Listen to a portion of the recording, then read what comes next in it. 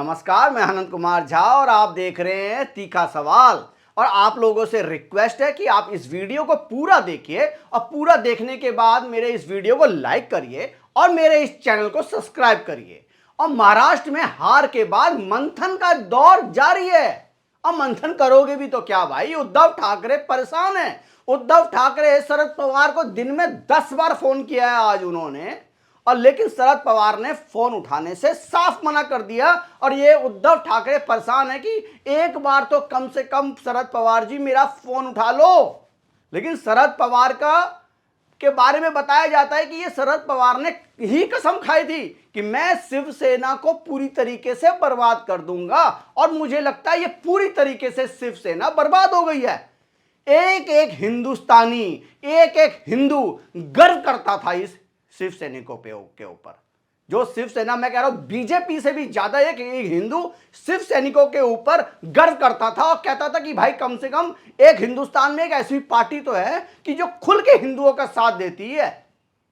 लेकिन उसको पूरी तरीके से बर्बाद करके रख दिया ये संजय राउत और संजय राउत के गुरु उद्धव ठाकरे ने।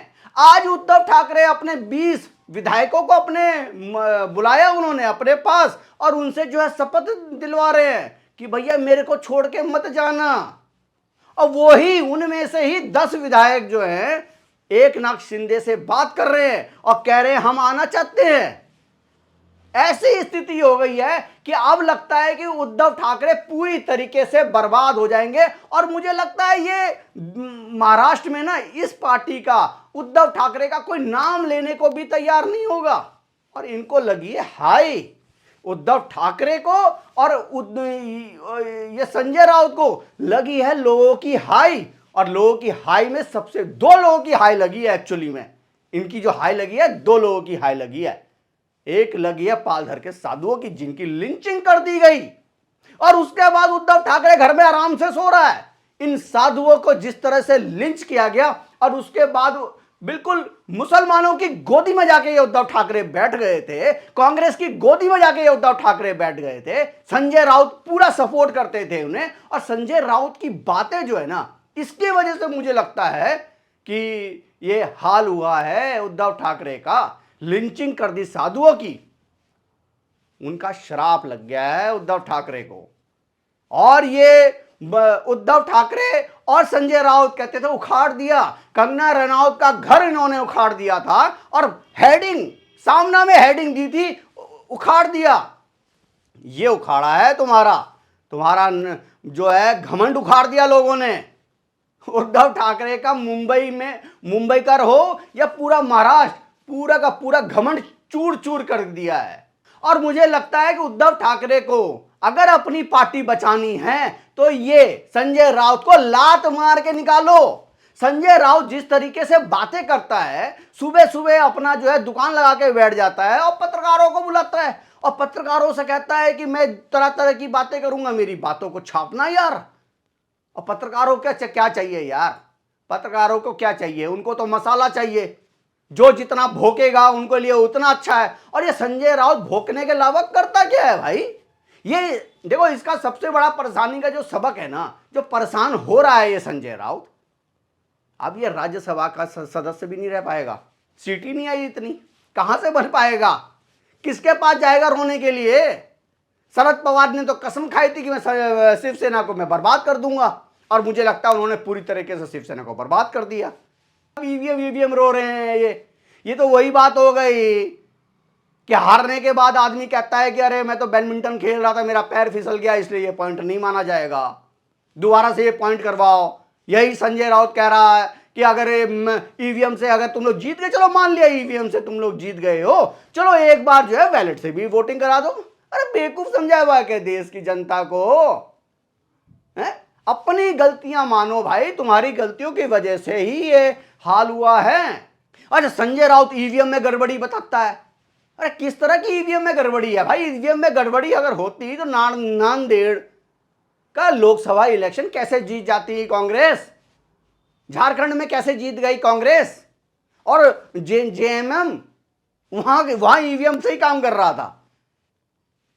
बंगाल में टीएमसी सारे के 6 के 6 अपने जो है सीट जीत गई, वहां ईवीएम ठीक काम कर रहा था, लेकिन तुम्हारे यहां ईवीएम गड़बड़ कर रही थी। अरे तुम्हारे यहां ईवीएम इसलिए गड़बड़ कर रही थी क्योंकि तुम गड़बड़ हो। अपना जो है वजूद छोड़ के दूसरे के पास जाके बैठ गए, और दूसरे के मतलब जो आदमी बाला साहब ठाकरे को गरियाते रहे, जो मतलब क्या क्या नहीं बोला उन्होंने उद्धव ठाकरे को, शिव सैनिकों को, कांग्रेस ने, उन्हीं से जाके वोट मांग रहे हो भाई। उन्हीं से कह रहे हो कि हमें वोट दे दो और हमें बीजेपी को हराओ। मैं समझ नहीं पा रहा हूं कि क्या है इनके मन में। और मैं तो सलाह यही दूंगा, अभी भी कुछ नहीं बिगड़ा, मोदी जी से माफी मांग के और मोदी जी से कहिए, मोदी जी हमसे गलती हो गई थी, आप हमें हमारे फिर से हमें आप जिंदा करो। अब वही आपको जिंदा कर सकते हैं। महाराष्ट्र की जनता वाकई बहुत दुखी थी यार आपसे लोगों से। महाराष्ट्र की जनता के लिए आपने कुछ किया नहीं। एक सिंपल एक औरत को आपने नीचा दिखाने के लिए कितना बड़ा आपने पाप कर दिया, उसका घर तोड़ दिया था कंगना रनौत का। तब आपके एक बार भी हाथ नहीं कांपा कि क्या क्या मैं कर रहा हूं।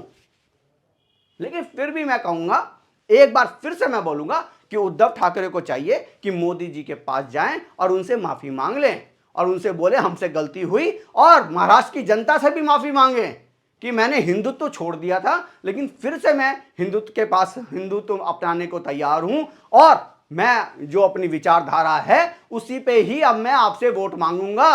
और कांग्रेस देख लेना, अभी 2 3 4 दिन 10 दिन रुक जाओ आप, एक बार महाराष्ट्र का सीएम बनने दो, उसके बाद आप खुद देखोगे कि उद्धव जो है वो कांग्रेस को गरियाएगी, कांग्रेस जो है वो उद्धव को, और ये शरद पवार उद्धव को और शरद पवार जो है कांग्रेस को, ये तीनों आपस को एक दूसरे को गरियाते रहेंगे, गाली गलौज करेंगे। मजा लीजिए आप इन गाली गलौजों का, क्या कर सकते हैं आप। लेकिन दुख होता है कि एक हिंदू पार्टी किस तरीके से अपनी विचारधारा बदल के दूसरे के पल्लू में जाके छुप गई और वहां से जाके जो है चुपके जो है पत्थर फेंक रही है। और ये शिव सैनिक जो उद्धव ठाकरे के थे, ये उन्हीं के ऊपर पत्थर फेंक रहे हैं जिन्होंने पूरा सपोर्ट किया और उद्धव ठाकरे को ठाकरे बनाया। महाराष्ट्र में जिन्होंने इनको मतलब एकदम ऐसा माना कि ये ही हमारे हैं, भगवान माना इन्होंने। एवं मैं तो ये कहूंगा कि महाराष्ट्र की जनता ने इनको भगवान माना, लेकिन इन्होंने ऐसा पाप कर दिया कि इनकी तरफ महाराष्ट्र की जनता देखने को भी तैयार नहीं है। आप लोगों को क्या लगता है प्लीज कमेंट करके बताइए कि महाराष्ट्र में उद्धव ठाकरे का जिस तरीके से बिल्कुल निस्त नाबूद कर दिया, उद्धव ठाकरे को महाराष्ट्र में नस्ते नाबूद करने का सबसे बड़ा कारण क्या है? आप लोगों को क्या लगता है प्लीज कमेंट करके बताइए। क्या ये संजय राउत है इसका सबसे बड़ा कारण, या ये उद्धव ठाकरे कान के कच्चे हैं? इनको अगर कोई ये समझा दे कि बीजेपी को आप सीएम इस तरह से बन सकते हैं, उस तरीके से बन सकते हैं, हुक एंड क्रुक से किसी भी तरीके से मैं बन सकता हूं सीएम, उसके लिए प्रयास करते हैं। अरे प्रयास करना कोई गलत बात नहीं है, लेकिन अपना अपना भैया विचारधारा तो मत छोड़ते यार। अपनी तुमने विचारधारा छोड़ के बैठ गए और लगा कि मुसलमान जो है मुझे इस देश का जो है, मुझे जो है महाराष्ट्र का मुसलमान जो है सीएम बनाएगा। ऐसा ना हो, सीएम तो छोड़ो, प्यून बना के रख दे तुम्हें मुसलमान महाराष्ट्र का। जिस तरह से हिंदुओं ने तुम्हें प्यून बना के रख दिया है, अब सेवा भी नहीं कराएगी तुमसे। चलिए आप लोगों को क्या लगता है प्लीज कमेंट करके बताइए, और आपको मेरा वीडियो मेरा कंटेंट कैसा लगा ये भी बताइए। धन्यवाद।